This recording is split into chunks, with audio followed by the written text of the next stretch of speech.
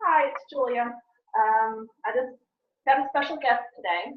I've seen in the group that we've been talking, some people have talked about how EFT has helped them sleep, and some people want to know more about it. Some people haven't heard of it at all. I personally haven't heard of EFT until I met Angela and her blog. So I thought with all the chatter going on about it, I thought it might be a good idea to ask her if she would come and speak to us and to kind of give us a lead in, beginner's introduction to EFT for sleep. And so, Angela, if you want to go ahead and introduce yourself. Okay, thanks, Julia. Thanks for having me. My name's Angela Agranoff, and I write on a blog called myrefreshedsoul.com. And Julia and I are fellow bloggers, so we decided we'd kind of collaborate a little bit between sleep and EFT. And so it's going to be fun to work together today to help some people out in the group. My blog is mainly about using EFT to help with weight loss and other health benefits. But as you know, sleep is very important for your health. So there's a big connection between the two. And I guess I could give you just a brief overview of what EFT is for those of you that haven't heard of it before. EFT stands for Emotional Freedom Technique. Some people call it tapping. It's a little easier to say. But what tapping is tapping on certain parts of your body let's backtrack a little bit. EFT is basically like psychological acupressure. And if you think of the meridian in your body, you're tapping on certain points of your body to get some emotions unstuck. So some experts talk about how we have certain traumas, memories, emotions that get stuck in our body. I don't know if you've ever experienced memories that just play on a loop, especially right before bed, right? And so by using tapping, you can help to get those thoughts, emotions unstuck. And I know it sounds kind of out there, but I know from personal experience it works. I've even used it with my children. So I have some notes down here, but there's some great benefits that EFT offers. I mean, it's non-invasive. So what's cool is, unlike acupuncture, you're not getting needles stuck in you. It's very gentle and anybody can do it. And you can really do it anywhere, anytime, anywhere, which is great. So if you find yourself out and about and you need a little tapping, then you can do that. You can learn it in a fairly short period of time. And what's really cool is there's just not one way to do it. I think it's fascinating when I watch other people do EFT or tapping on themselves. People do it to suit themselves and what works best for them. And so doing the tapping with me, I don't want anyone to worry about that you're doing it wrong or something bad's going to happen. It's going to be all good. It's easy peasy, to summarize it. Yep, it's a powerful tool that has lasting effects. So I think it's a great tool, and we have heard some people in the group that have had really good experience using it with sleep issues. So is this something, a lot of us are looking for, to help us sleep. So is this something that's going to work like if we just do it once, or is it something we have to use it like a cumulative effect to help us? Right. So that's a good question. If it's something that you can do one time, or if it's something that's ongoing. And that's something you have to assess for yourself. There are some times where I've had a memory where I can tap away on it once. And it's not that I forget the memory or the emotion or the issue that I have. It's just that I'm not reacting to it anymore. But there's other times where it's something much bigger. So if you're talking about someone who's had deep trauma in their lives, that's something that would take I mean, it could happen in one time, but it could be over a period of time, because when you think about how delicate emotions are, it's kind of like peeling that onion. You know, Right. sometimes it takes a while to get to what the root of what is causing the issue or the stress or the anxiety that somebody has. So in a little while, I can share with you how to rate your emotions on a scale. And then that way, you know, oh, okay, I have a little more work that I could do on this because something's still coming up for me. Okay. So I guess to start off with, we could at least start doing it in, up half hour before bed or up to bedtime. That would be a good time to start. Sure. And I'm kind of curious. I'm wondering if people could just do it really at any time of the day, but maybe you've written about how there's bedtime rituals. And so maybe this would be a great thing to add to the bedtime ritual. That way, like what you're saying, you just don't forget to do it. It's just part of what you do. And it is very calming and soothing. So I think that would be a great idea. But if you're out and about sitting at a red light or waiting for your kid to come out of school and you think, you know, I could really use a good night's sleep, or I have thoughts racing through my head, you could spend a couple minutes just tapping while you're waiting in the car, if that works for you too. So I've written about and mentioned that, like, if you have a negative sleep thought during the day, to replace with a positive. So this would be a good thing to do whenever you start to Yes. think, oh, I just, my sleep is ruined. I'm just not going to get any sleep. So this would be a good time to use it whenever you have a negative sleep thought, even during the day.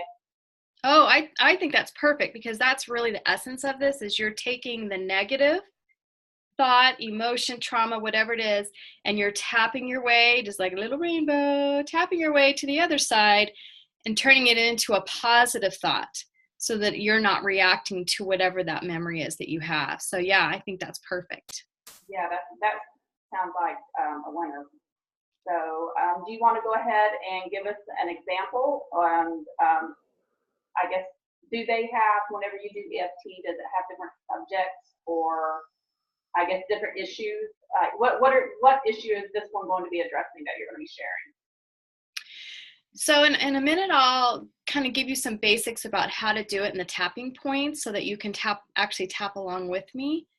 But boy, it could be any issue. I mean, I think what came to mind when we were first talking about this, like when I was talking about the onion unpeeling, or, what are the general issues that someone might have around sleeping? Is it racing thoughts before bed? Is it waking up in the middle of the night because you're thinking about what you have to do the next day or what you didn't do the day before? But then you kind of unlayer that. Well, what else is underneath that anxiety or stress? It could go much deeper than the fact, well, I just didn't finish my to-do list. Right. So the subjects can really, it could really even go back as far as, some people that didn't sleep well as a child, or um, patterns as a child, things they went through at a young age, and then over time they've just never been able to have a good night's sleep. So it's fascinating stuff, the tapping, because you think it's kind of on the surface, but sometimes when you get into it and you're tapping, you may have a memory that you hadn't even thought of in a while. Wow. And so I know that you have a journal, Julia, and I think that your journal would be perfect for people that, if they're tapping too, like I believe your journal is daily. Yes. If you're tapping away, you could even write in the journal what memories are coming up as you're tapping about sleeping. You might be surprised what comes up that you thought wasn't even related to not getting sleep at night. Wow. Yeah, it'd probably be a good thing to record and look back and say, wow, I've got an issue here I need to address, and then move the tapping towards whatever that issue is that arises. Mhm. I guess it's like a progression from one to the other to the other, whatever it is you're EFT, is that the word? Right. That's right. Okay, so I'm going to be quiet now Okay. and So, let you do your thing. well, thank you. I just wanted to show you just some basic how-tos before we get started. And you can find a little more detail if you go over to my blog, which is myrefreshsoul.com. But let me just show you some of the tapping points. When I start initially, we do what's called kind of a setup statement. So I'll just be making a setup statement up for all of us. But you'll want to start at the karate chop point, which is this kind of fatty, fleshy part right here on the side of your hand. And when you're tapping, you're just using the tips of your fingers. You shouldn't be doing it so hard that it hurts or you feel like you're bruising. It shouldn't ever feel that way. It's just a very gentle tap like this. So just make sure it's just gentle, gentle, gentle. I mean, I've seen people do all sorts of interesting things, but this is what I do. Okay. And so this is where we will start. And as we go through the rounds of tapping, I will direct you, so don't worry about getting lost or not knowing what to do. So then the second place we're going to go is eyebrows. I like to do 2 hands. Some people like to do one in the middle. Some people do one on the side. I just like having 2 hands. Then we'll take it to the side of the eye, just like on that bony part. And then under the eye, again, it's the bony part right under your eye. And then under the nose, just between your nose and top of your lip. And then we move to chin, just where that little shelf is on your chin. And then we're going to take it to collarbone. Some people call it bow tie. You can feel the little knobbies on your collarbone. This one's kind of a nice point. I know some people just do this as for calming. Even if this is the only point you do and you just talk yourself through stuff, this is kind of a nice point to do that. I've heard people really find that calming. And then under the arm, which I know is a little bizarre, but it's like 3 to 4 inches under your arm, to the side. So kind of like where your bra strap would be. And then top of your head, just kind of, I don't know if you can see that. And I just kind of do a little circle around the top of my head. And that's it. And then we'll do a couple rounds and then we'll take a deep breath. So remember, you don't need to do it hard. You just use the very tips of your fingers. And I'm just going to walk you through it. So does that make sense?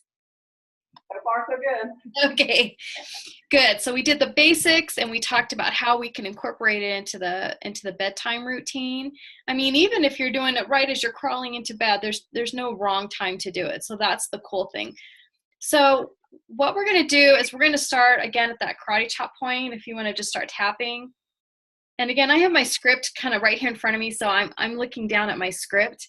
If you're wondering, what is she doing? That's what I'm doing. Let's pause a second. I just remembered I wanted to share with you about the emotional scale. We were talking about how do you know when you've kind of tapped your way through something. So there's a scale called the SUDS scale, and it's just rating your emotions from 0 to 10. So for this round of tapping, what I want you to think about before you start tapping, I want you to get a picture in your mind of a time that it was just horrible night's sleep, just how you felt maybe before bed, trying to sleep, when you got up in the morning, and just really feel that emotion. It's really important that you feel that emotion and have that picture in your mind, that movie in your mind, and really think about that. And then on a scale from 0 to 10, 0 being, you know, I know it's going to get better. It's fine. 10 being, I'm just beside myself. It's affecting every part of my life, and I don't know what to do. So if you guys go ahead and just think about that memory and get that number from 0 to 10. And then once you have that number, now we're going to start tapping. And then we'll rate ourselves at the end, and then you can kind of see where you're at. So back to the karate chop, getting lots of practice on that karate chop. So even though I don't like the idea of going to bed, I deeply and completely love and accept myself. Now you can just say this in your head. You don't have to repeat after me, but you can if you want. And by saying that I deeply and completely love and accept myself, it means, you know what, even though this is a hard time for me, I'm going to love where I'm at right now. So we're just going from the negative to the positive. So even though I know I won't be able to fall asleep tonight, I deeply and completely love and accept myself. Even though I have so much on my mind and I can't relax. I deeply and completely love and accept myself. So we're going to take it to the eyebrow. It's upsetting when I can't fall asleep. To the side of the eye, I don't like thinking about bedtime. Under the eye, I would give anything for a good night's sleep. Nose, I can't even imagine what it would feel like to be rested. Chin, if I could let go of all these racing thoughts in my mind. Take it to the collarbone, not worrying about what happened yesterday or what's going to happen tomorrow. Go ahead and take it under the arm. It would be a miracle if I could let go of all these thoughts. Take it to the top of the head. I think I could rest better if I didn't feel so overwhelmed. Now take it back to the eye. Worrying about what happened or what will happen doesn't help. Side of the eye, my brain needs rest. Under the eye, if I rest, then I'll have a clear mind and I can be more productive. Under the nose, with a clear mind, I can have clear awake time. Chin, I won't feel sleep deprived anymore. Collarbone, maybe solutions will come to me in my dreams. Under the arm, I need to give this a chance. And top of head, I'm excited to have a full night's sleep and to feel fully rested. And I want you to take a deep breath. Now, that was a very general tapping round because I'm trying to kind of hit everybody in the group. I know everyone has different issues, but like we talked about, that first layer of the onion, that's really addressing that first layer where I just can't sleep. And eventually, as time goes on, we can peel away that onion. So if we rate our emotions again from 0 to 10, I'm just curious where people would be at. You know, if you were an 8, do you feel like when you think about, play that movie in your mind again that you had before we started, is it still as upsetting as it was before? Or do you feel like, I could see how maybe I could be more rested if I could quiet my mind through tapping? So I'd be curious, you know, if people want to comment on what their rating was. And then the good news is that you can tap again. You know, if you feel like, well, I'm down to a 5, but it still bothers me somewhat, you can go back and tap again, and you can change the words and make it suit you or your issue, make it more personal to yourself or make it sound more like yourself. And but see, at least you have kind of the outline for what we did today. That was interesting. I wasn't saying anything because I didn't want to take away from you. I was just following along. So that's a good idea. If you have, if you want to, leave in the comments below what your emotional rating is afterwards. We don't have to know whatever, you know, your emotions are. Just, you know, give us a number, you know, between 1 to 10, what your beginning was and what it was afterwards. And if y'all like this, we could do it again. If you have any suggestions on a more specific script than the general one, I can ask Angela back and she can do one. And she is also going to be doing a guest post for using EFT in sleep. So if you want to learn more, I'll post that whenever it gets finished. And we'll also have a PDF version of a script that y'all can go by. It'll be on there, and then you can be able to download it if you want it later. Mm-hmm. And but this has been really, really, really interesting because, like I said, I had never heard of EFT until I saw you, and I had never even heard that EFT would be possible to help sleep. I think it was whenever I was really dealing with my horrible insomnia whenever it was at its worst point.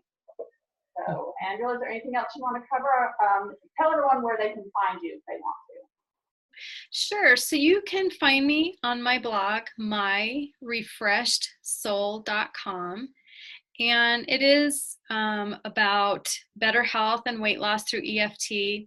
There's a few other topics on there, but relating to that. But I think that what's cool is obviously, like we talked about, sleep and health and weight loss kind of all are interconnected. And so I hope everyone kind of was able to find a new tool to help them, if anything, just for a calming effect, which we all need at night. And yeah, I'll be curious to see what your ratings are and any future suggestions. So thanks for having me, Julia. Yeah. And then, of course, if you have any questions, don't hesitate to put those down there, and we'll get Angela to answer those as well. So I hope this helped y'all. And like I said, if it's something you might want to know more about, let us know. Mhm. So, bye. Bye.